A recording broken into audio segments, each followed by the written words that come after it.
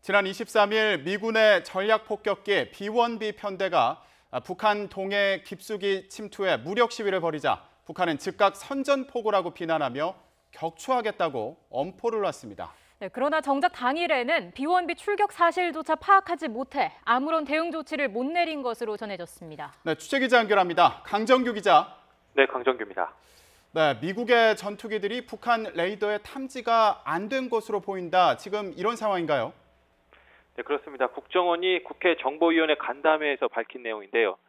지난 23일 밤 미군의 전략폭격기 B-1B 편대가 동해 NLL을 통해 북상했을 때 북한이 아무런 조치를 하지 않은 것으로 확인됐다는 겁니다. 북한의 방공 레이더의 탐지 거리는 400km 안팎입니다. 이번 B-1B 편대가 육지에서 350km가량 떨어진 해상에서 비행한 것으로 알려진 만큼 레이더에는 포착됐을 가능성이 있는데요. 그러나 국정원은 레이더에도 잡히지 않아서 북한군이 조치를 내리지 못한 것으로 보인다고 판단했습니다. 리용호 외무상의 반발 기자회견도 미국 측 발표 이후에 나왔고 북한 공군 전력의 이동이나 동해안 경계 활동 강화 조치들도 뒤늦게 포착됐다는 설명입니다.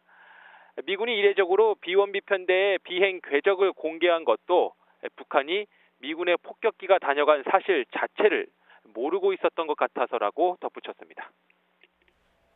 네, 전략 무기를 동원하는 미군의 군사 행동에 대해서 북한이 일단 말폭탄으로 맞받아쳤는데 이를 실행에 옮길 수단은 있는 겁니까? 네, 북한이 보유한 대표적인 지대공 미사일엔 SA-5가 있습니다. 최대 사거리 250km, 요격고도는 40km 정도입니다.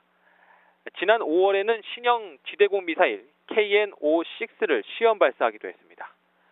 사거리 150km 정도로 유도 기술을 적용해 정확성을 높인 것으로 평가됩니다.